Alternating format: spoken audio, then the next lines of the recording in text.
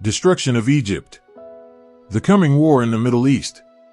The U.S. Navy is moving 7 warships and aircraft Air Force fighter jets closer to Israel in the aftermath of an unprecedented assault on the country from Hamas terrorists. A U.S. nuclear-powered aircraft carrier arrived in South Korea. Washington sent a group of aircraft carriers to the Korean peninsula. An aircraft carrier is a carrier of nuclear weapons, it is a carrier of a powerful air group, and it is escort ships.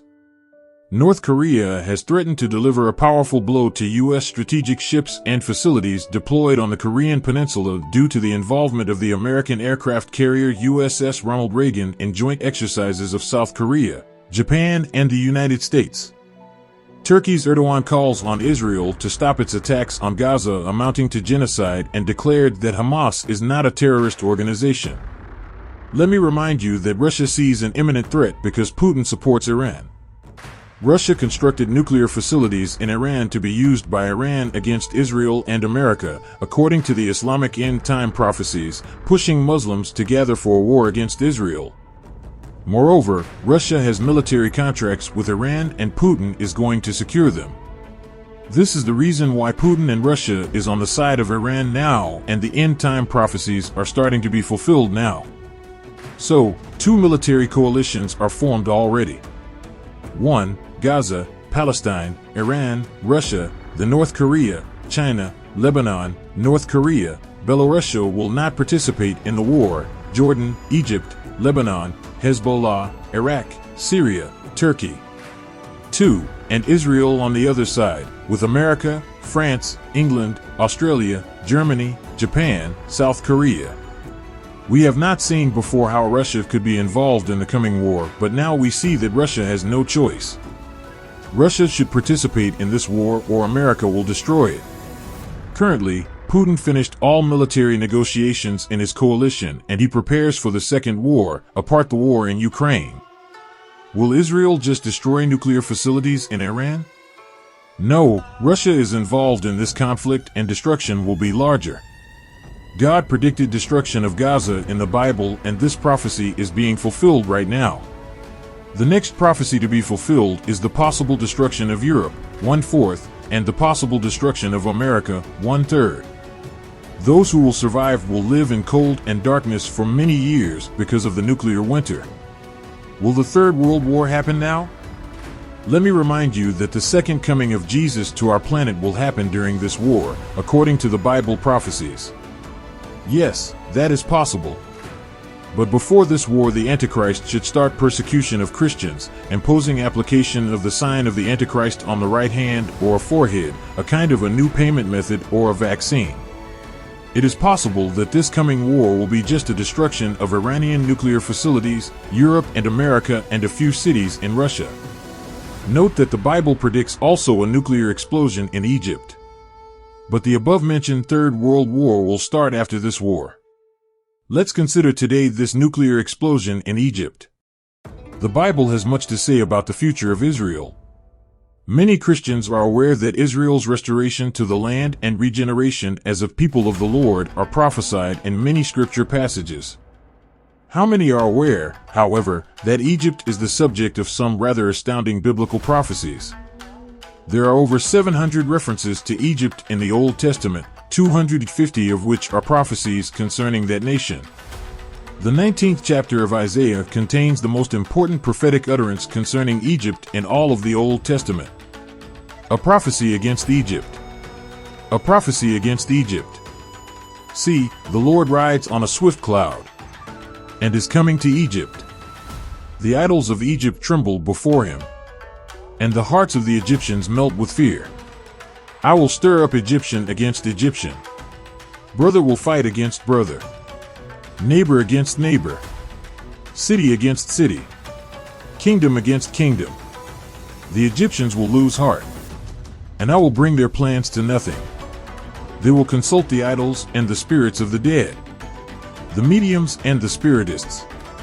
I will hand the Egyptians over to the power of a cruel master, and a fierce king will rule over them, declares the Lord Almighty.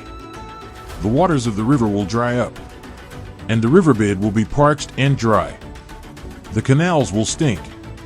The streams of Egypt will dwindle and dry up. The reeds and rushes will wither. Also the plants along the Nile.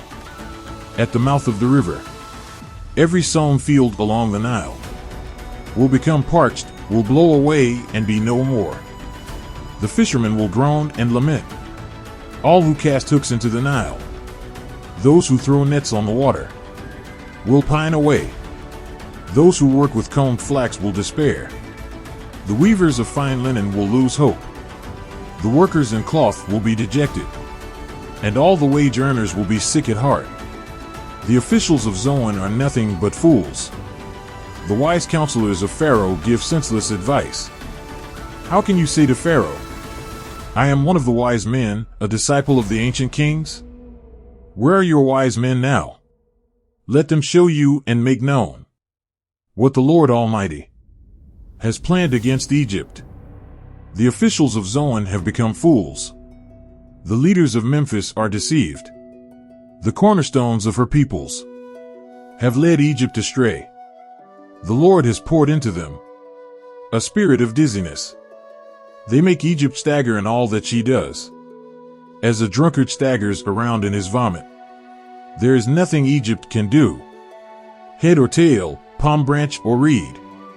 Verses here describe a threefold disaster that will befall Egypt. There will be political disaster, consisting of a civil war with a fierce president. Is the Egyptian president Abdel Fattah al-Sisi this fierce president from the Bible prophecies? After the Egyptian Revolution of 2011 and election of Mohamed Morsi to the Egyptian presidency, Sisi was appointed Minister of Defense by Morsi. As the Minister of Defense and ultimately Commander-in-Chief of the Egyptian Armed Forces, Sisi was involved in the military coup that removed then-President Morsi from office in response to the Egyptian protests. Sisi rules an authoritarian regime in Egypt, and some elements of his rule have been described as even more strict than that of prior authoritarian leader Mubarak. Al-Sisi and an Egyptian court sentenced 529 members of the Muslim Brotherhood to death by hanging. Approximately 40,000 people, mostly Brotherhood members or loyalists, had been imprisoned. President Abdel Fattah al-Sisi has governed Egypt in an increasingly authoritarian manner. He cleansed the Egypt from the terrorists of the Muslim Brotherhood and Salafi extremists. Will be al-Sisi killed by God and Israel in a nuclear explosion soon? His relationships with Russia, military contracts are involving him in the war in Gaza. Egypt has the most strong army in the Middle East among Arabs, military aircrafts and weapons supplied by Russia. During the Six-Day War of 1967, Israel had captured Egypt's Sinai Peninsula, roughly half of Syria's Golan Heights, and the territories of the West Bank, which had been held by Jordan since 1948. Shortly after the Six-Day War, the Israeli government voted to return the Sinai to Egypt and the Golan Heights to Syria in exchange for a permanent peace settlement and a demilitarization of the returned territories. Actually, Jews sold the Holy Land to Arabs in exchange for a peace. The Yom Kippur War, the 1973 Arab-Israeli War, or the Fourth Arab-Israeli War, was an armed conflict fought from 6 to October 25, 1973, between Israel and a coalition of Arab states led by Egypt and Syria.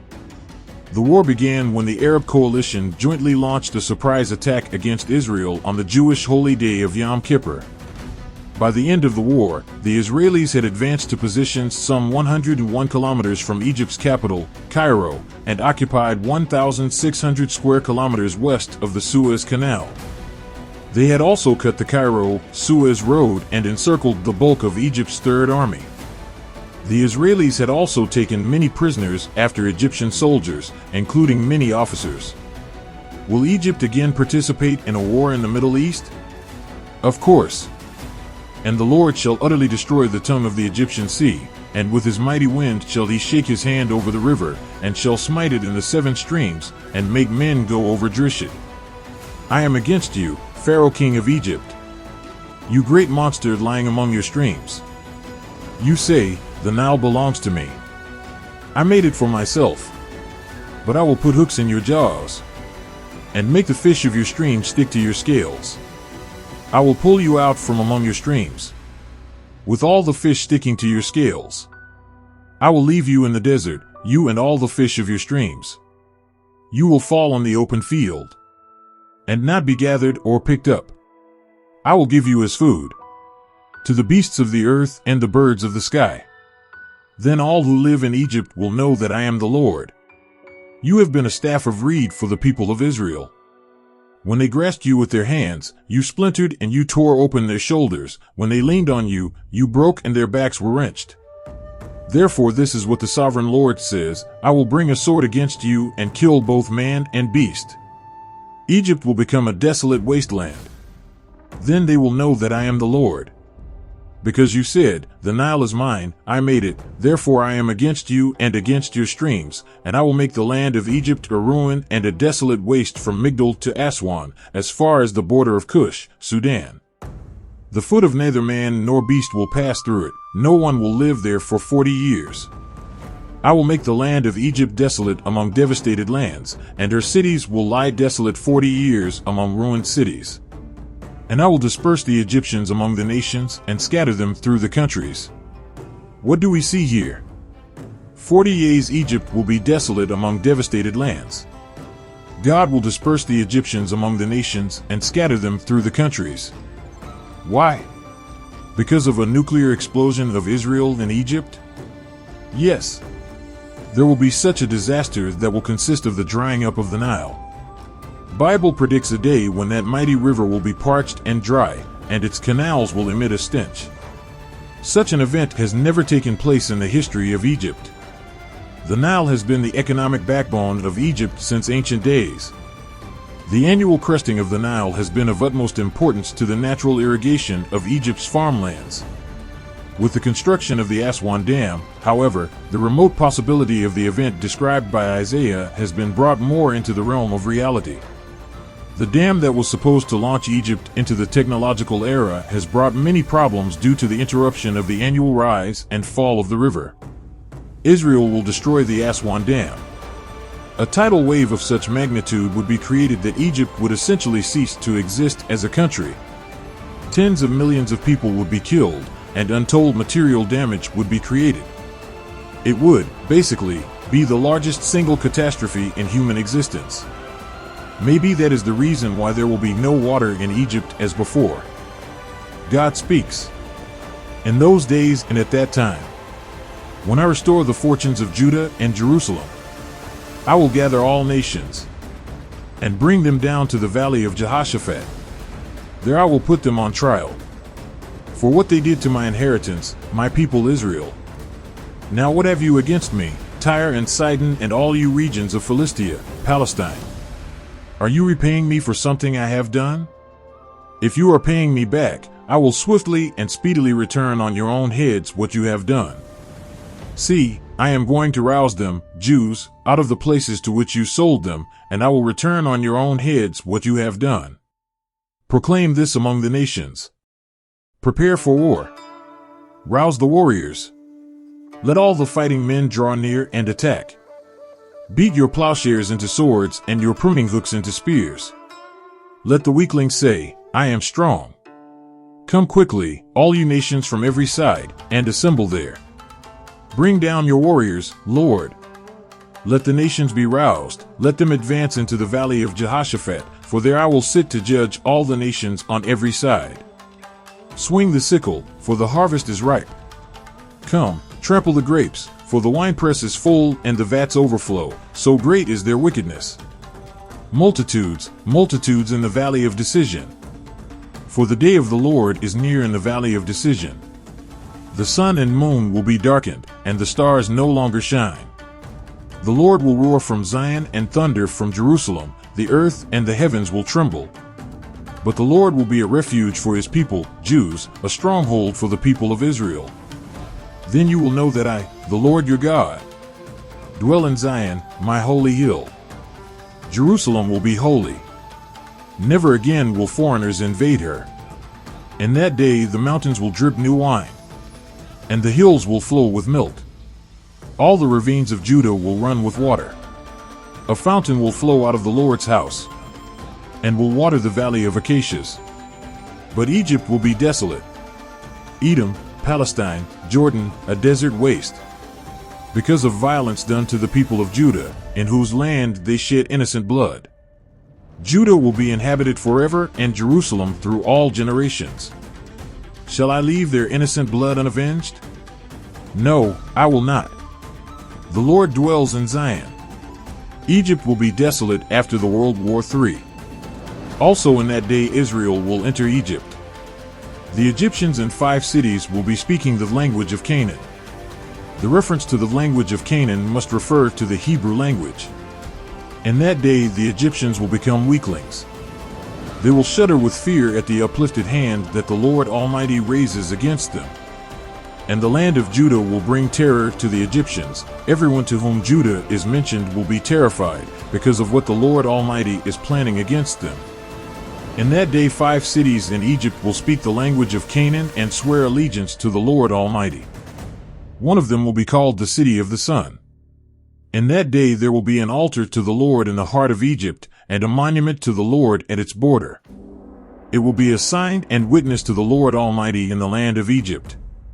When they cry out to the Lord because of their oppressors, He will send them a Savior and Defender, and He will rescue them. So the Lord will make Himself known to the Egyptians, and in that day they will acknowledge the Lord. They will worship with sacrifices and grain offerings. They will make vows to the Lord and keep them. The Lord will strike Egypt with a plague. He will strike them and heal them.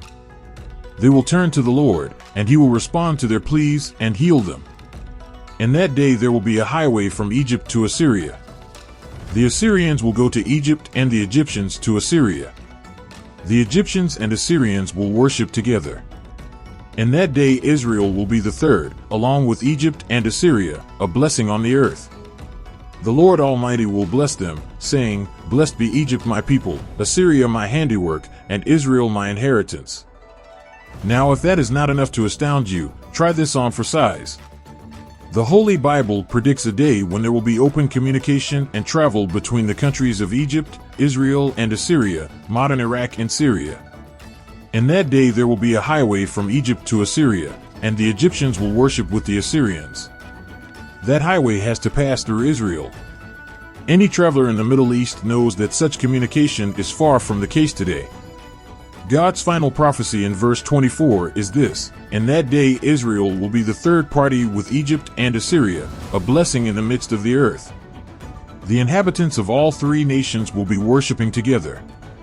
The nations will be thirds in worship of the God of Israel. This is truly astounding knowing the present situation. That day will be the period of time following the glorious return of our Lord Jesus Christ. God describes it as the time after Jesus sets His feet on the Mount of Olives during the World War III and becomes the king over all the earth. A day of the Lord is coming, Jerusalem, when your possessions will be plundered and divided up within your very walls.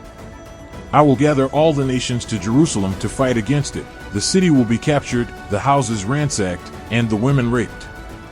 Half of the city will go into exile, but the rest of the people will not be taken from the city.